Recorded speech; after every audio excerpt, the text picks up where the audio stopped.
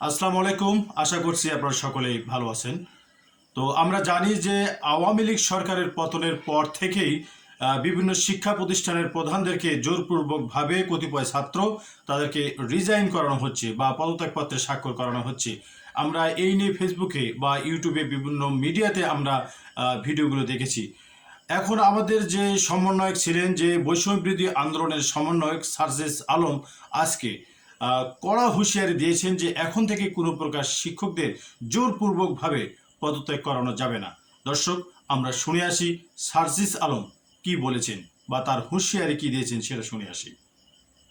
বাংলাদেশের বিভিন্ন শিক্ষা প্রতিষ্ঠানে হোক, স্কুল, কলেজ কিংবা বিশ্ববিদ্যালয়, আমরা একটি জিনিস লক্ষ্য করছি যে আমাদের যারা শিক্ষক রয়েছেন, শিক্ষকদেরকে একটি বাধ্যতামূলক পদত্যাগ করানোর একটি ট্রেন্ড চালু হয়েছে। যে জায়গাটি নিয়ে আসলে অনেক কথা হচ্ছে এবং কথা হওয়া উচিত, এবং এই জায়গাটিতে আসলে অনেক প্রশ্ন রয়েছে। প্রথম কথা হচ্ছে, কোনো একজন শিক্ষক যদি কোনো একটি রাজনৈতিক দলের হয় বা মতাদর্শকে বিশ্বাস করে, এটার কারণেই আমি তাকে পদত্যাগে বাধ্য করতে পারি কিনা। আবার আরেকটি কথা এখানে রয়েছে, সেটি হচ্ছে এই পদত্যাগ করানোর যে অথরাইজেশন, এটি আমার আছে কিনা বা আমি এমন অথরিটি কিনা, আইনসঙ্গত ভাবে এটি আমি করতে পারি কিনা। তার পূর্বে আমাদের বিশেষ কিছু প্রেক্ষাপটগুলো চিন্তা করতে হবে। আসলে আমরা আমাদের জায়গা থেকে যারা স্টুডেন্ট রয়েছে রানিং, তারা অনেকে শুধু মনে করি যে আমরাই মনে হয় পদত্যাগ করাচ্ছি, কিন্তু আমরা জানি না এর পিছনে আসলে কি কি ঘটনা রয়েছে কিংবা কি কি প্রেক্ষাপট রয়েছে। যেমন আমি আমার বিশ্ববিদ্যালয়ের উদাহরণ দিয়ে যদি বলি, এই বিশ্ববিদ্যালয়ে একটি দল, শিক্ষকদের একটি দল, যারা তখনকার ক্ষমতাসীন রাজনৈতিক দলের একটি মদতপুষ্ট তারা ছিল। সেই জায়গা থেকে তারা যখন আমাদের এই যে আন্দোলন, এই আন্দোলনের বিপক্ষে দাঁড়িয়েছিল। আবার অল্প কিছু শিক্ষক আছে, এই সংখ্যাটি খুবই কম, তারা একদম নিউট্রাল জায়গা থেকে আমাদের আন্দোলনের পক্ষে দাঁড়িয়েছিল।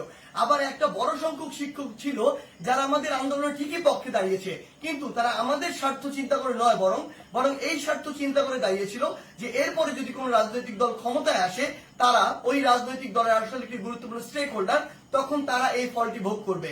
অর্থাৎ আলটিমেটলি এখানে দুইটি ভাগ রয়েছে। আমাদের এটি মনে করার কোনো কারণ নেই যে আগের যে দলটি ছিল, যারা আমাদের বিপক্ষে ছিল, তারা বাদ দিয়ে সবাই আমাদের পক্ষে, বরং ব্যাপারটি এমন নয়। আমরা যদি স্কুল কলেজের ক্ষেত্রে এই বিষয়টি লক্ষ্য করি, তাহলে আমরা দেখতে পাবো হয়তো কোন শিক্ষক হয়তো আওয়ামী লীগের রাজনীতির সাথে জড়িত ছিল, কিন্তু থাকে বলেই তাকে আমি পদত্যাগ করাতে পারি কিনা বা করানো উচিত কিনা। যে কেউ যে কোনো রাজনৈতিক আদর্শে বিশ্বাসী হতে পারে, কিন্তু আমার প্রশ্নটি হচ্ছে, ওই রাজনৈতিক আদর্শে বিশ্বাসী হয়ে তিনি কি ক্ষমতার অপব্যবহার করে শিক্ষার্থীদেরকে চরমভাবে বাধা দিয়েছেন কিনা, শিক্ষার্থীদেরকে হেনস্থা করেছেন কিনা, কিংবা শিক্ষার্থীদেরকে কোনো একটি বিপদে ফেলেছেন কিনা, এই বিষয়গুলো আমাদেরকে লক্ষ্য রাখতে হবে।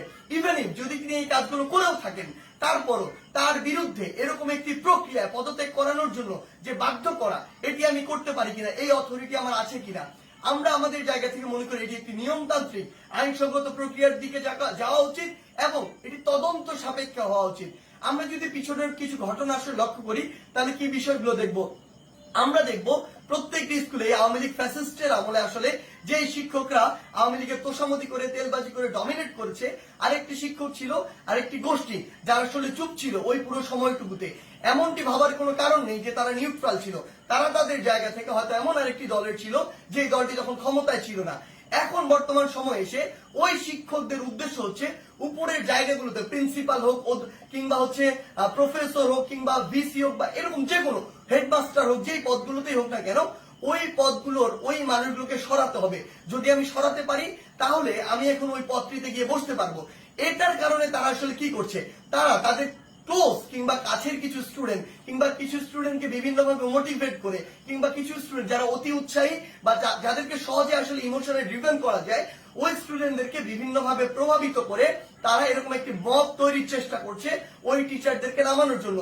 বলার সময় এমন ভাবে বলছে সে যেন একজন ফেরেশতা, কিন্তু আলটিমেটলি তার উদ্দেশ্য ওইটাই যে ওই শিক্ষককে স্টুডেন্টদের মাধ্যমে সরিয়ে, স্টুডেন্টদেরকে জাস্ট টুল হিসেবে ইউজ করা হয়, সরিয়ে তাকে ওই পদটিতে গিয়ে বসতে হবে, এটি হচ্ছে তার উদ্দেশ্য। আবার এখানে আরো বিশেষ কিছু বিষয় রয়েছে।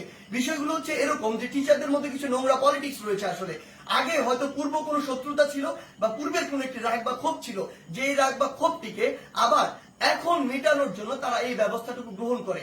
স্টুডেন্টদের যে সাইডটা, ওই সাইডটা কিন্তু আসলে জানে না যে এর ভিতরে কি কি পার্সপেক্টিভ রয়েছে। এই টিচারগুলো দেখা যায় কিছু স্টুডেন্টকে ব্যবহার করে, আশেপাশের কিছু ছেলে, যে ছেলেগুলো আসলে এরকম কোনো কিছু চিন্তা না করে কিছু টাকা দিয়ে ওই ছেলেগুলোকে প্রভাবিত করা যায়, কিংবা অন্য কোনো সুবিধা দিয়ে প্রভাবিত করা যায়, কিংবা পরবর্তীতে কোনো একটি পদ পদবীর সুবিধা দিয়ে আসলে ওই ছেলেগুলোকে প্রভাবিত করা যায়। ওই সামগ্রিক বিষয়গুলো দিয়ে এই কাজটি করা হচ্ছে। কিন্তু আমাদের জায়গা থেকে সবচেয়ে গুরুত্বপূর্ণ যে কথাটি, সেই কথাটি হচ্ছে এই কাজটি একজন টিচারকে এরকম করে বাধ্যতামূলক পদত্যাগ করানোর কাজটি আমাদের নয়।